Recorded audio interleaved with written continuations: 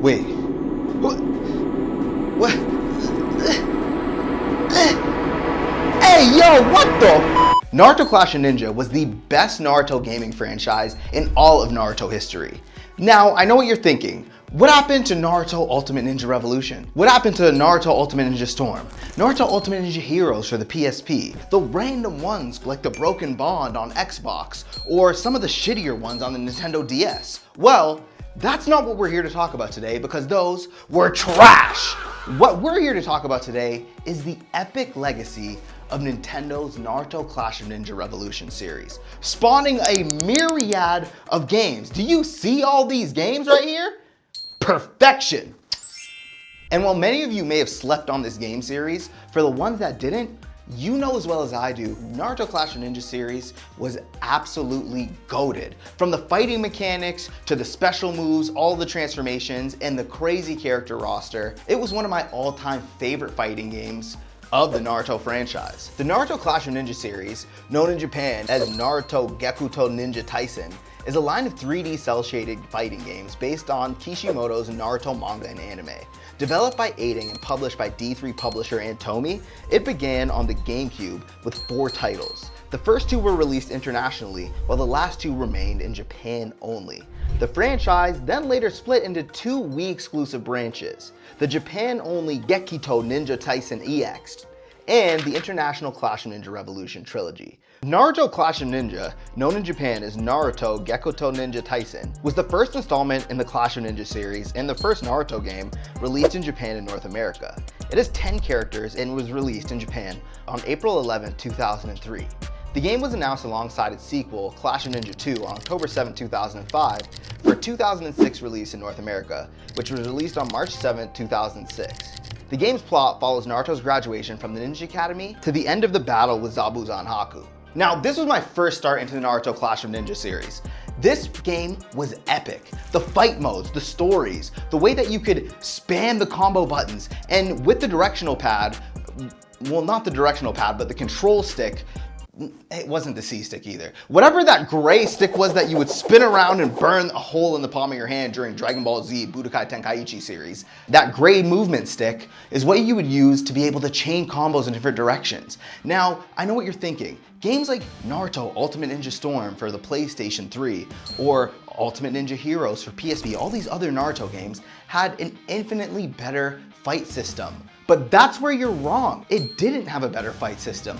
See, there, all you would do was mash the same button, X, O, I forget what it was, but it doesn't matter because it's trash. And you keep on clicking that for fighting. You'd have another button to press for kunai and paper tags, and that was it. It felt so bland, so unseasoned. It wasn't lit. But with the Naruto Clash of Ninja series, despite the small character roster in the first game, and the fact that it only went up to Zabuza, but hey, Naruto was still pretty new at that time, this really made it stand apart. From activating the specials, to being able to chain quick attacks and fighting people. Like, look at this, look at what Naruto's doing in this game. The Uzumaki barrage is lethal, Zabuza's getting worked. It was lit. And it was also here where we saw the first introduction of the 9 tails in Naruto and in this video game series.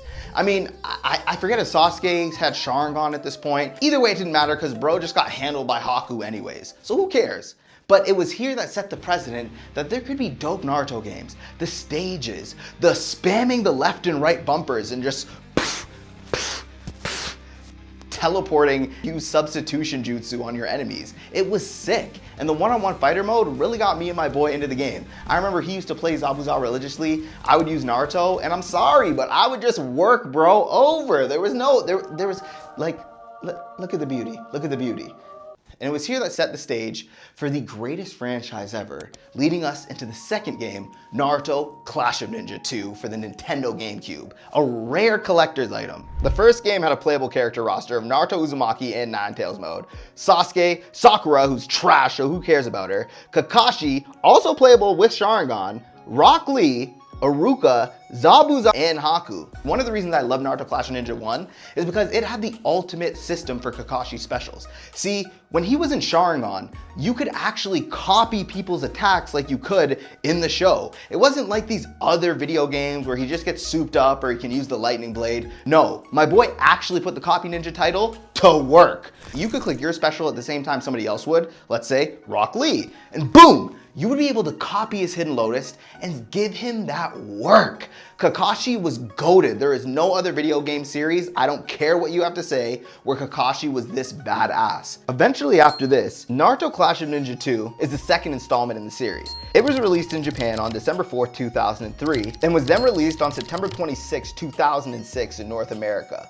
With a character roster including 22 playable characters, the game's plot follows the series in story mode, starting from Naruto's graduation from the Ninja Academy until the end of the Chunin exam arc. The game retains characters from the first installment and added characters from the Chunin exam arc as well. This was the game that really set it off for the entire franchise.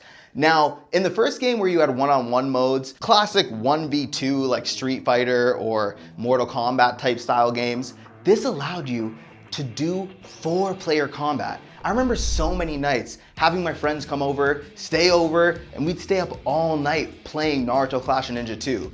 It would just be so fun to switch who you're targeting, gang up on people, use Kakashi's moves, like where this man would just whoosh, hide into the ground, pop up, kidnap you, and okay, that was a weird way to put it. He wasn't kidnapping people, he was just taking them against their will underground. Okay, it sounds bad, but it was a cool move.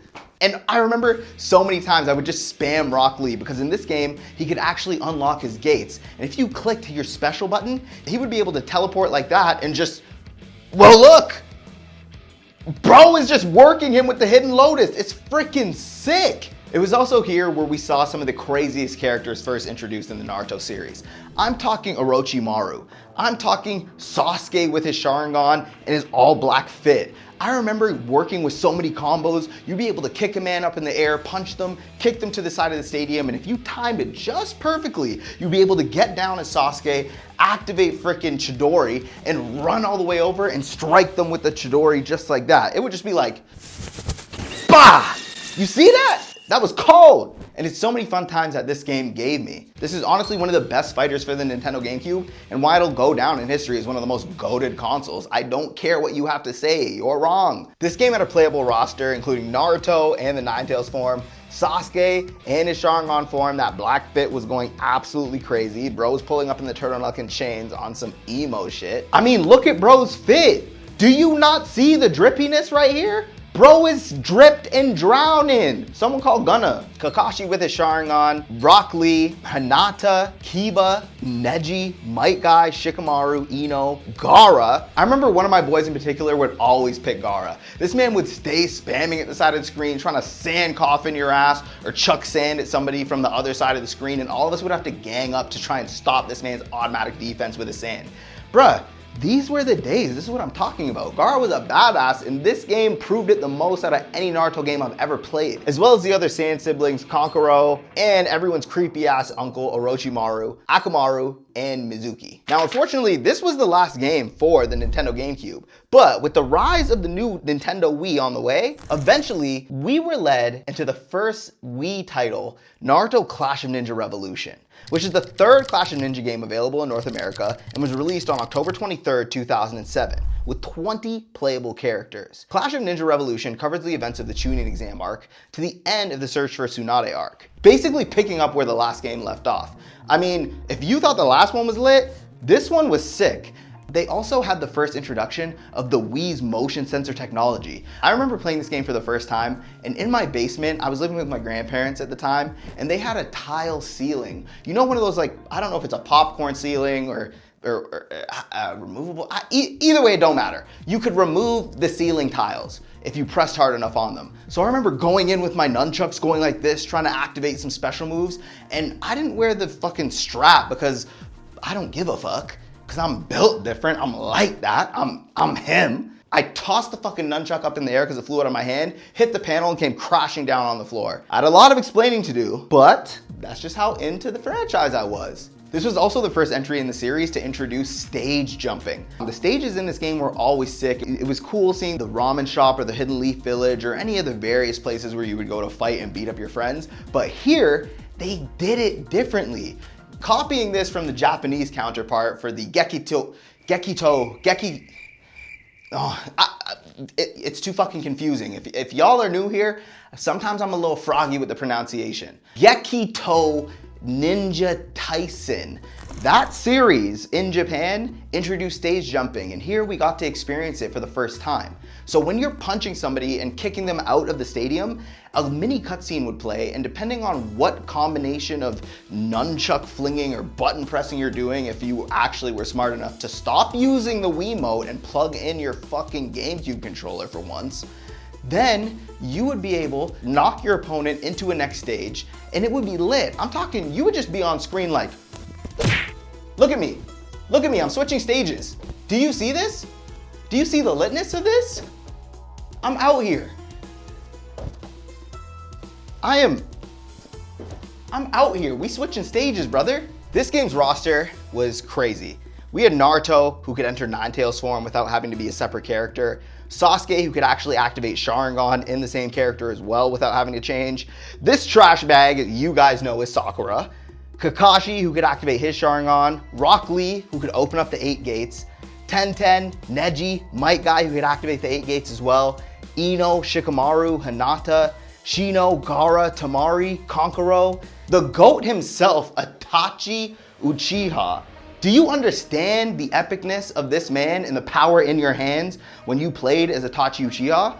I remember spamming the crows like crazy. This man was so chintzy and he was like near impossible to beat. You could also just keep popping shadow clones from the air and just honestly watch your friends suffer. You could really just make people suffer, man. Kasame, Tsunade, Orochimaru, and Jiraiya. Shout out to Pervy Sage because Jiraiya in this game was a menace. First of all, he has his Toad Flame Jutsu, but more importantly, if you clicked back X, if you're using the Gamecube controller that is, then you would be able to activate mini specials. With him, he would sit there like this, and this man would just have bare needles coming out of his head and just stabbing his opponents. It was such an OP move. It was sick. And I'm not talking about like the PSP version or the PS2 version where it's going all over and you're kind of just trying to act as an attack. I mean, it was like the perfect balance of defense and offense. He would stand like this and it would enshroud him. That way when your opponent ran into you, or if you just stood right beside your opponent and you're close enough to piss them the hell off, it was sweet, man. Naruto Clash of Ninja Revolution 2, the 4th installment in North America, released in the US on October 21st, 2008, and in Europe on February 13th, 2009, with 35 playable characters. This game featured an original storyline that was never shown in the anime or manga, set after Sasuke betrays the Hidden Leaf Village. So, while the story was kind of well received, it was also kind of hated on a lot, I'm not gonna lie. And in addition to that, the game introduces new gameplay modes, such as a new mission mode with 300 missions, with its gameplay as 10 missions for each character, and bringing back some other modes into the game as well. This game was also the first game to introduce North American fans to the hand-sealed techniques mechanic. And basically what you're doing is just using the gimmick of the Wii, do some movements to temporarily boost your fighter's power. But it was still sick because that was the first time we ever saw it, and none of these other Naruto games really be that focused on doing that stuff. They be doing stuff like this. What is that? Now, Clash of Ninja Revolution 2 was nominated for Best Fighting Game on the Wii by IGN in its 2008 Video Game Awards. And I forgot to mention that Naruto Clash of Ninja Revolution was nominated as Wii's Best Fighter for 2007. I'm not saying it was the best because I say so. I'm saying it was the best because it was nominated. It didn't win, which is what a nomination would mean, but it was close, okay? And Clash of Ninja Revolution 2's 35 character roster also included 7 never before seen Naruto Clash of Ninja or Gekito Ninja Tyson game characters, and included fully animated cutscenes by Studio Pierrot, destructible environments, and the ability to use explosive tags and paper bombs, even for characters that don't usually use ninja tools. In this game, Naruto could enter the Nine Tails form and also was playable in the One Tail form. Sasuke could activate Sharingan and was also playable in the level 2 Curse form. We also had the trash bag again, Sakura, Kakashi who could activate his Sharingan, Rock Lee who could now activate the Gate of Healing and the Gate of Life, Neji, Tenten, Might Guy with the Gate of Healing, Hinata who could be in her awakened state, Kiba who was assisted by Akamaru, Shino, Aburame, Kurenai, Shikamaru, Choji's fat ass, Ino, Asuma, Anko, Toa, Kamachi, Yugao, Tamari, Gaara, Kankuro, Baki, Jiraiya, Tsunade, Orochimaru, Kabuto, Itachi, Kasame, Kagura, and everyone's favorite redhead, Bando. And this man had a crazy attack set. Bro could literally just rage and beat the hell out of you even if you're trying to stun him. It made no sense. Why did they make this motherfucker so strong? I don't get it. All I know is, I ain't amigo, but I was definitely trapping out the Bando.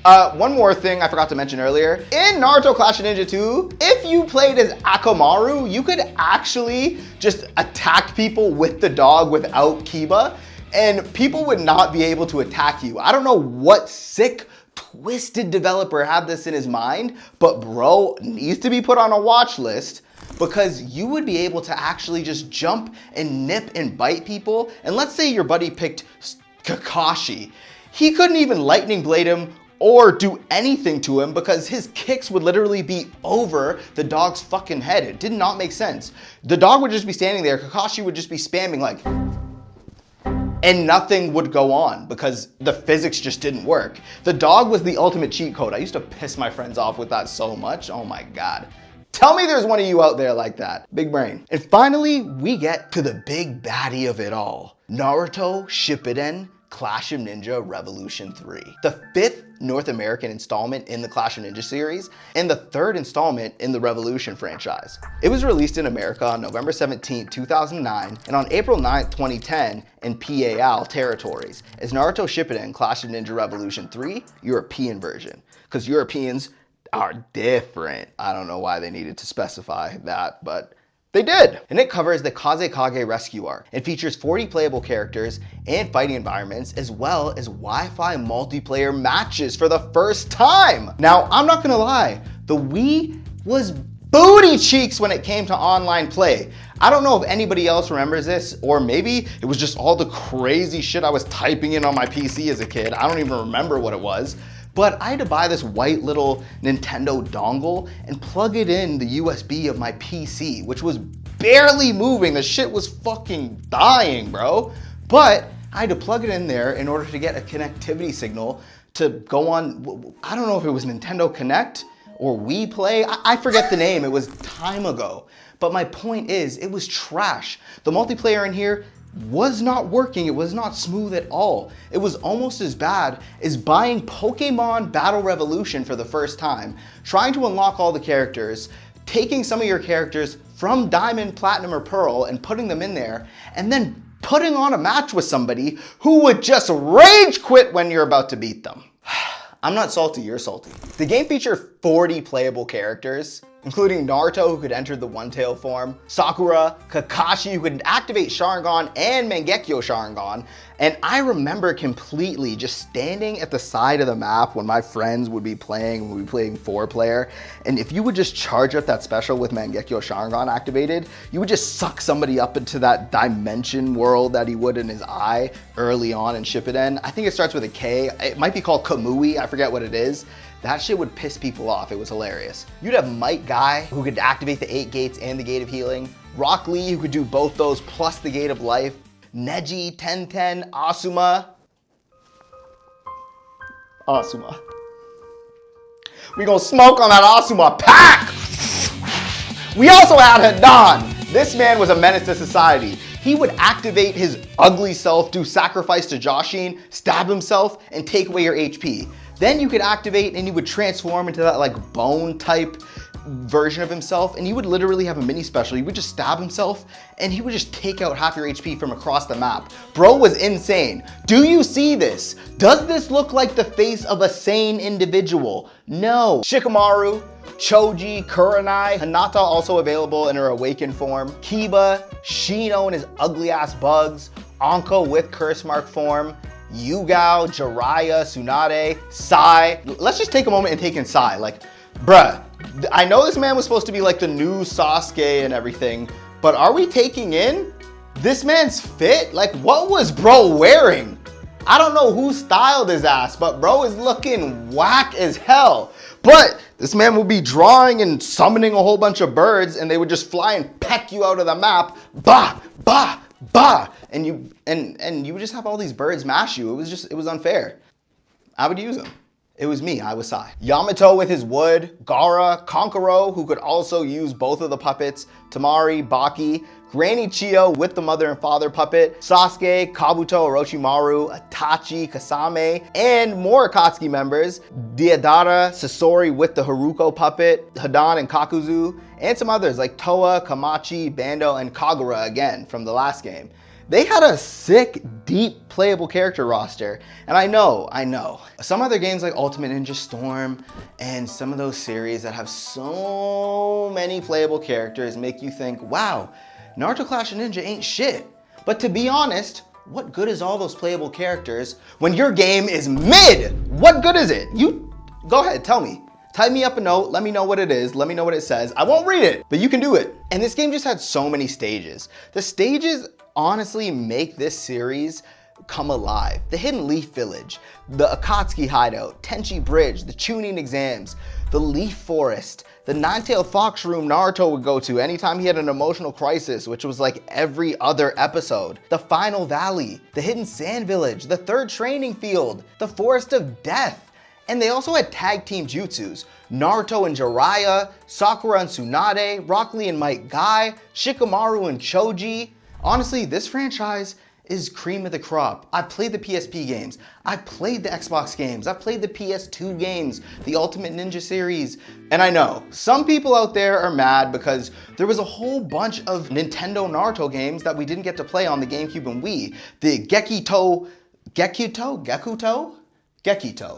I'm terrible with these pronunciations, but it doesn't fucking matter. The point is that I know there's all these games here that we didn't get to play, but honestly, it's not a big deal because the ones that we did have were fucking lit, y'all. And I wasn't the type of kid that had my bands up to go import a Japanese game, mod my Gamecube and my Wii, and play it without any subtitles and not knowing what the hell is going on while I'm playing. I wasn't up to the task, I'm sorry, I was slacking. But you probably weren't either, let's be honest. And at the end of the day, all that really matters through all these video games are the core memories that we would share with our friends. Having your friends come over after school or on weekends, playing and gaming all night, ganging up on one of your buddies until he rage quits and throws your remote and you threaten to kick him out of the house. So it doesn't really matter what game you played, as long as you got to share those memories with the people that you were close to at the time, or hopefully you still have in your life today, because those anime ties run deep, at least in my circle. I think all I'm trying to say is, what the main point of this video is that the Naruto Clash of Ninja series was more than a video game franchise. It was a gateway, it was a lifeline, it was a branch for people to extend and connect with each other for their love of not only gaming, but anime, manga. So whether you played Naruto games for Xbox, Nintendo DS, PSP, PlayStation 3, or something else altogether, I guess all I'm trying to say is, you missed out because you should have been playing it on GameCube or Nintendo Wii, Clash of Ninja till we die. Thanks for watching the video. Don't forget to subscribe to the channel. Click the join button down below if you want to become an S-rank supporter. And until next time, you should watch another video.